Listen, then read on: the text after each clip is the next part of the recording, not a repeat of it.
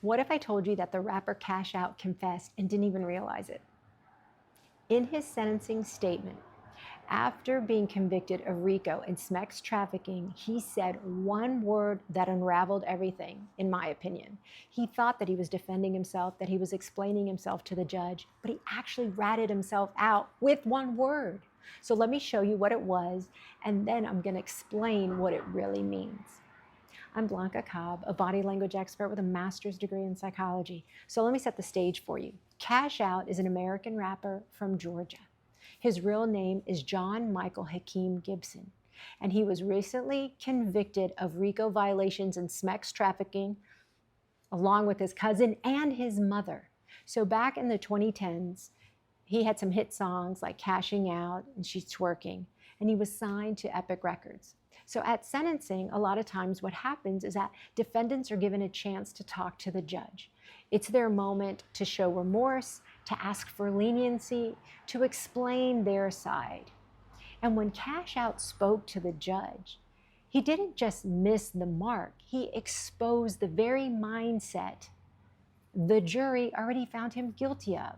I watched and I listened to his 9-minute statement to the judge, and there was one part in particular that really stood out to me, and that's what we're going to analyze today. So right now, I want for you to take a listen for yourself.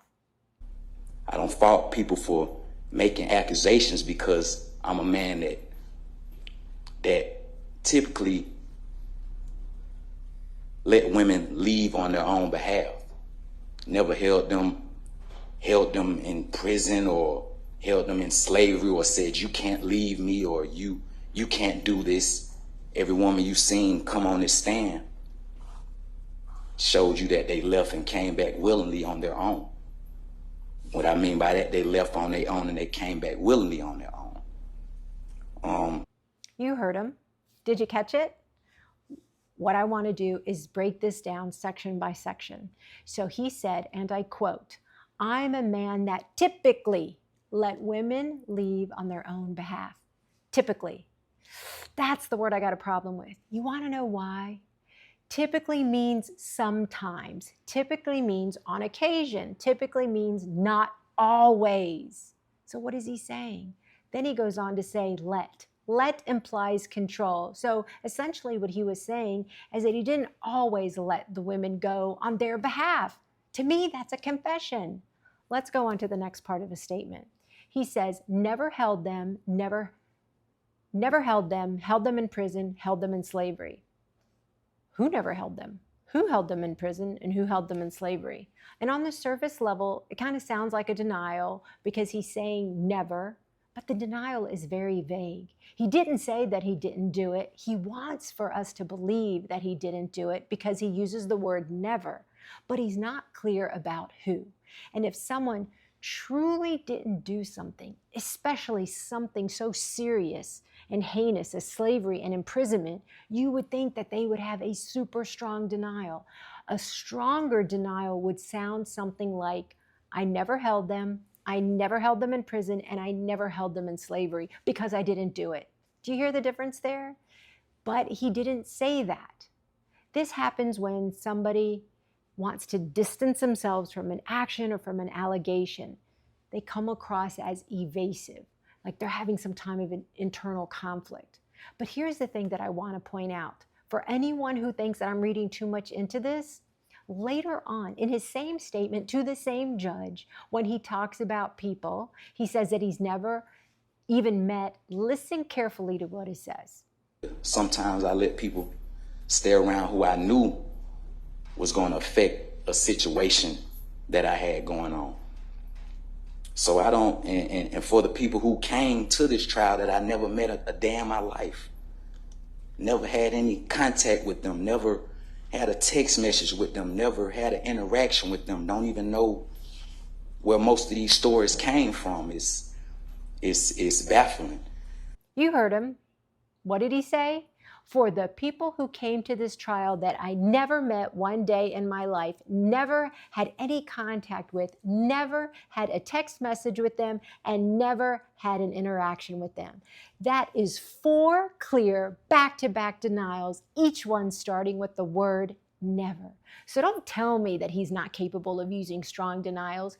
He knows how to do it. He just didn't do it when talking about slavery and prison, that perhaps maybe he isn't so innocent of.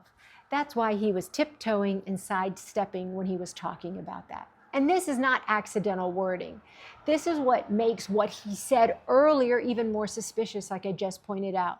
Because the truth isn't just in what people say, it's also in what they don't say. And here, he backed away from a clear denial on some very serious accusations. And there's something else. By saying held them in prison and held them in slavery, Cash Out is trying to create a mental image of what? Of bars, of chains, of cells, of no type of escape. He's basically saying, I didn't lock anyone in a cage. That's how they could come and go. But that either shows a misunderstanding or strategic misrepresentation of what smex trafficking really is. Because under federal law, specifically 18 U.S. Code 1591, smex trafficking involves force, fraud, or coercion. It doesn't require a jail cell. It doesn't require physical restraints. Smex trafficking can include emotional manipulation, financial dependence, threats, intimidation, withdrawing resources, playing on someone's fear, shame, or need to survive. So when he says every woman left and came back willingly, that's not the slam dunk defense that he thinks it is.